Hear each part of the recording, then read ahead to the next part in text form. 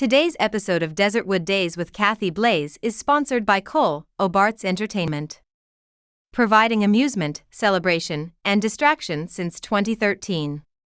To find out more, visit us on the web at www.coleobartsent.com.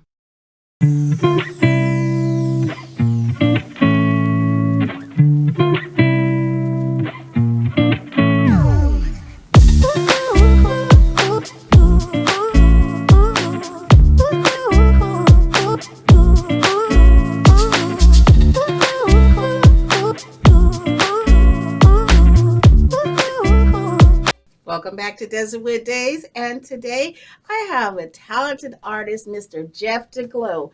Welcome, Jeff. Come on down. Hi, how you doing? Good. Good to see you. Good to see you. You look fantastic. Thank look you. At that. Aren't you looking pretty handsome today? I don't know. Look at this. It's hard to sit next to that and not feel upstaged. Thank you. How have you been? Oh, I've been busy but good. Thank you. How have you been? Same here. Busy is good. Busy and blessed, right? Yes. And you know what? Even during this summertime. I know. So Yeah. hot. I remember days when the summer things used to slow down, Mhm. but now it's just, I don't know if it was post-COVID. Well, I can't even say post-COVID. I don't even know that. Things seem pretty steady out there in the industry. I agree. I'm very grateful for the fact that they're just keeping us busy and Yes. opportunities are kind I of know. everywhere. Lots of people to entertain. Yes, I guess. yes, that's right. So, Jeff, I haven't known you very long. I You- met you at a networking event, which was really Exactly. an awesome networking event. It was. very good. And learned that you were an actor here in Arizona, but I know that you're going to be moving to Yeah. California, that dream that a lot of actors have. Yeah. What was it that got you started in the industry of acting? Oh, well, this actually takes us back and kind of a far off land.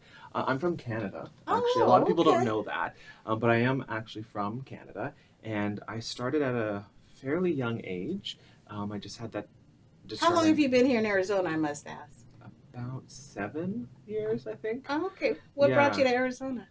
Acting. Oh, okay. Believe it or not, yeah, it's just kind of this round robin kind of story that I lived in New York, lived in Canada, and I studied and worked in New York City. Okay. So a job brought me here. Okay. A theater job brought me out to Arizona. Okay. And 3-month contract turned into what was 7 years, and I. Congratulations. Well, That's thank you. awesome. Thank you. Yeah, it was really surprising. It was not planned, but I've been very grateful for it. So I've been here about Yes. 7 years, and I'm bouncing my way to California to expand a little bit more. Yeah. So, did you start off in theater?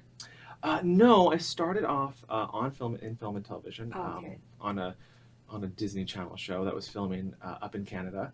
So I did. can see that. Yes, I was much shorter and a lot plumper than. We usually are when we're younger. Right. Before you I find the say when gym. we're younger. I know. Yeah, I'm sucking in over here as well.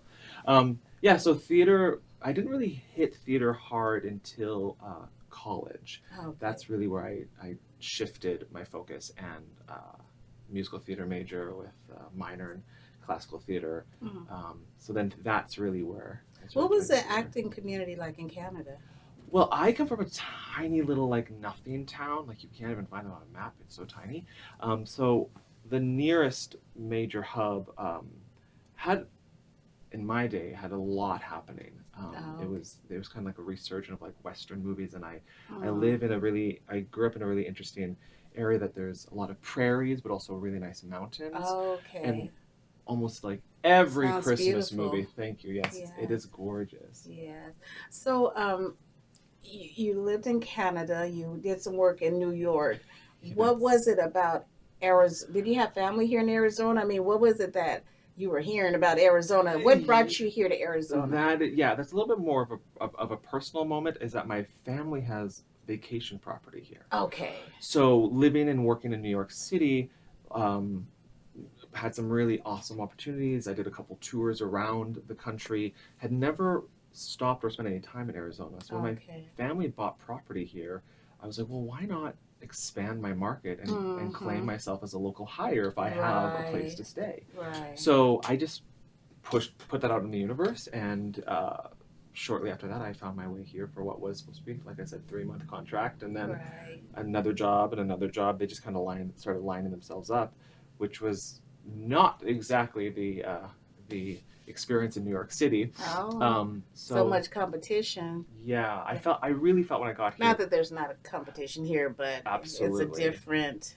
industry. It's a different industry. Yes. I want to back up just a little bit because I like also for our show to be a teachable moment also for our aspiring Yes, actors. the more You know. mentioned a term that some people may not know or understand was being able to work as a local actor. A local hire. Yeah, a local hire. Would you explain that to our audience? Yes, sure. I never claimed to be an expert, so when I Oh. when I give this, I'm like, if there's a better terminology, please, please let me know. But a local hire in turn means that you have all the resources that are really needed to work locally. So you were seeing this a lot in. Now that there's all this self-taping happening, Right, yeah, we're able to right. go to different markets, Right. and if you're a local hire, that tells the production that they don't need to house you, Right. that they don't need to. So that's fly the you main in or goal out. to it is that they're not providing transportation, they're not providing housing Yeah, and things like that. So when they say local hire, Yeah, and that's not to say that there isn't companies here that bring talent in, but at the time it just became easier for me to broaden my search when not only am I auditioning and submitting in New York City, but as this is a little bit of a smaller market, it was easier to kind of be a bigger fish in a small pond and submit here as well. Right.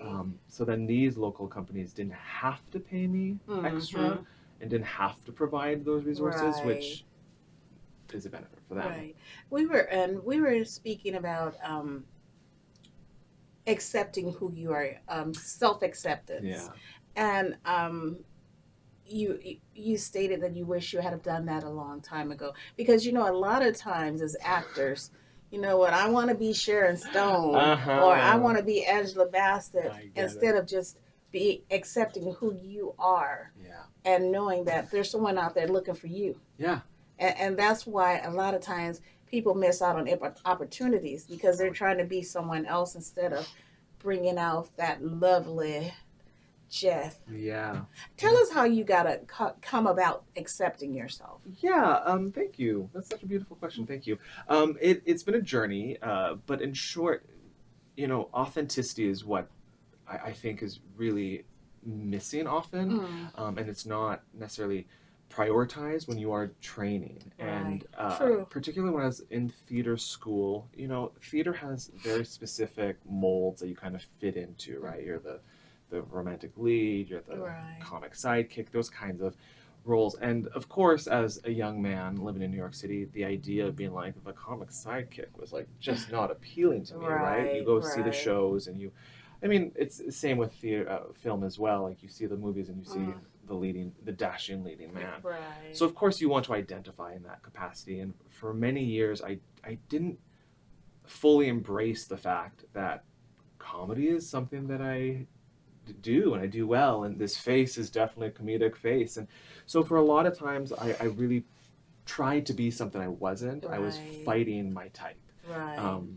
And it really wasn't until, ironically, when I got here to Arizona that I just really leaned into that because when I didn't plan to be here. So I had nothing really invested in here. To me, I thought this was like, I'll take a couple credits, a couple contracts.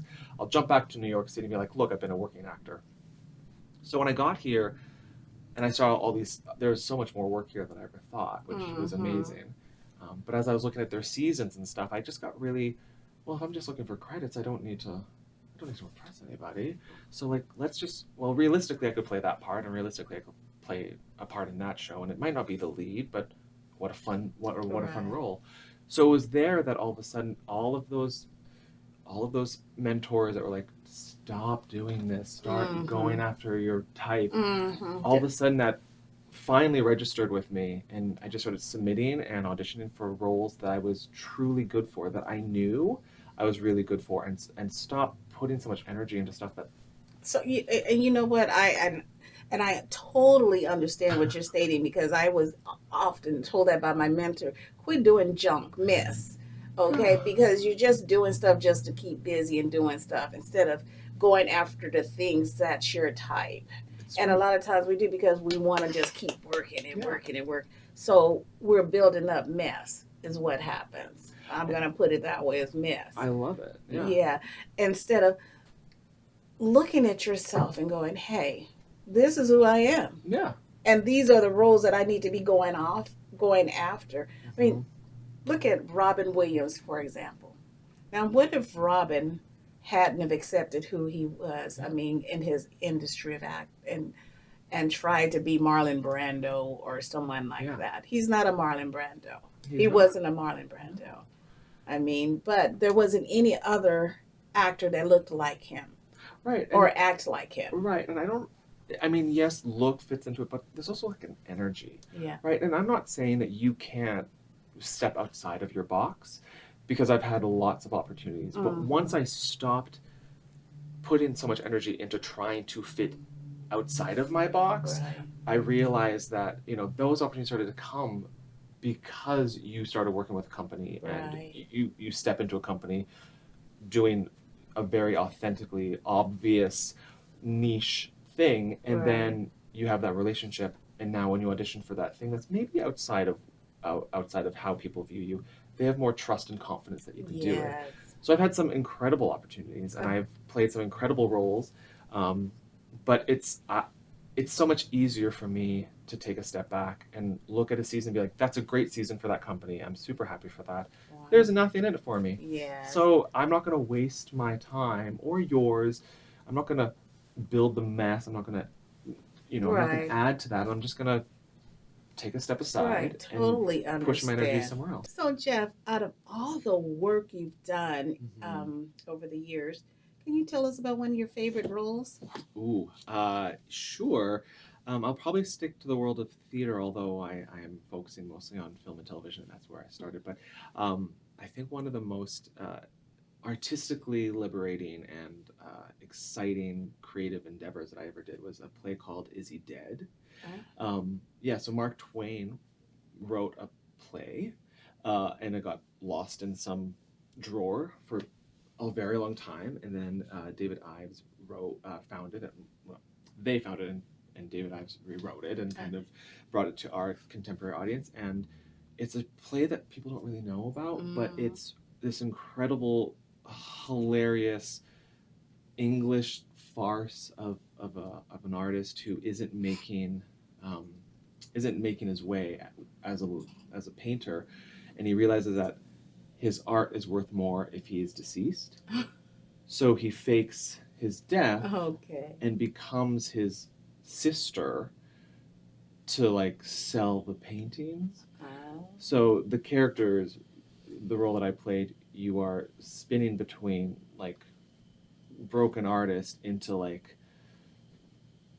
dressed up. So did you have to play both parts? Yes, and and your bustles and hoop skirts. There's like and wigs, and it's just this fast rom-com. There's just like this. It's all these moving pieces, and of course the mistaken identities and the love interests, the proper one and the falsified one, and it just spins on top of each other, and it was so fun, and it was so creative, and I worked with.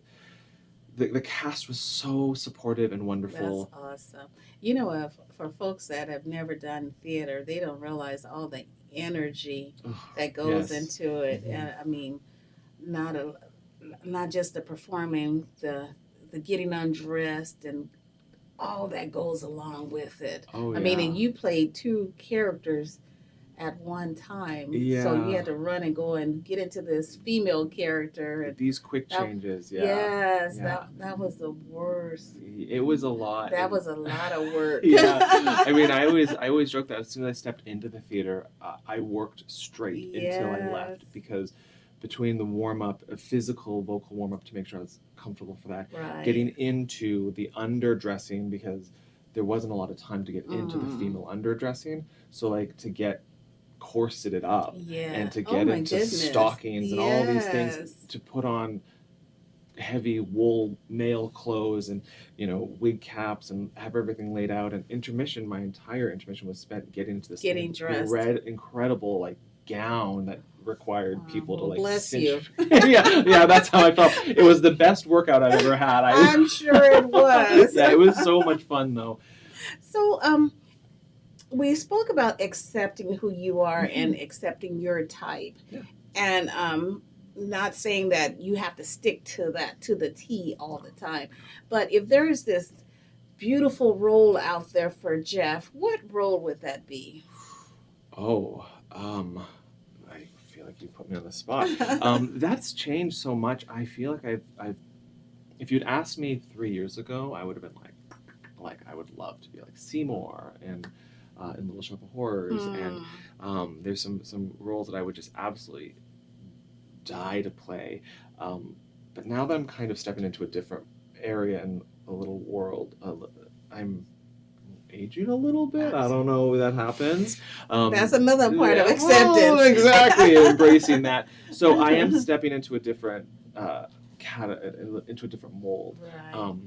So if I'm being really honest, I have this like dream. So let's put it out there. Let's put it out in the world. Yes. I would love to do like a short docu-series or of Oscar Wilde. Okay. I would really love to play Oscar Wilde in the unnamed production that would, chronicle his life and times. Okay. That's something I would really like to do. Awesome. Yeah. So speaking of this magical Yeah. role, Yeah. there's also been another change in your life.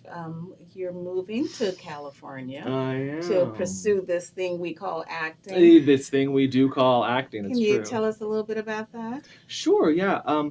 Again, coming to Arizona was never the intention or the plan. So, and it's been a wonderful journey, and I'm very grateful for the opportunities that have come this way. But because I didn't land here expecting to stay here, I always knew that I was like You knew. looking on the horizon. Yeah. And I love New York. New York will always feel like home to me. It's where I became the person I am today. But once I stepped away from New York City, I saw that there's other markets. And again, I toured for a long time, so I got to hit all these really cool cities and know that there's other opportunities out there. And it's such a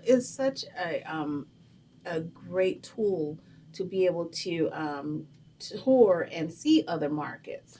And that is something that you must do. I think as an entertainer, you must do that. Get outside of your comfort zone, out of your element. Yes, I had no idea how much theater and how much good theater and how much how many cities had incredible markets. Yes.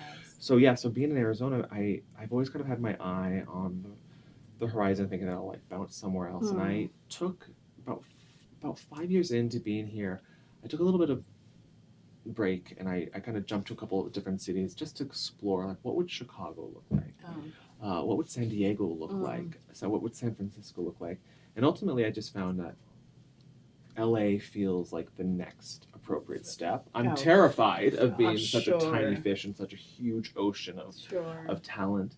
But I just feel like it's time. And do you have I'm going to say mentors or any types of connections out there currently? I am so fortunate that I have so many friends that have worked kind of all across, and somehow there's like this migration that's starting to happen. I have a lot of friends from New York that have kind of trickled in over there, that have booked some work that have taken them to LA, and I have some friends here that are, I feel like every time I talk to someone, they're like, I'm on my way to LA too, and I'm like, fantastic. So it is a hop, skip, and a jump, as my mom would say. Exactly. And it's such an easy market to kind of embrace because we're not that far from each other.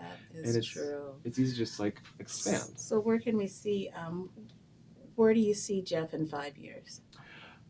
Jeff in 5 years, hopefully, is in California, on a sitcom. Okay, I could see that. Yeah, I really could. That is my hope. That feels like the most hybrid of live theater and television. Right. And I just that's why I want. Stay in touch. Where can our audience find you? My website, jeffdeglow.com, and I'm very active on social media on Instagram. Wonderful. It was Jeff such a DeGlow. pleasure having You you here today, too. Jeff. Thank you so much for inviting me. It's You're been such a welcome. pleasure. And we wish you the best in LA. Thank you so much. Thank you. And thank you for joining us here today at Desertwood Days.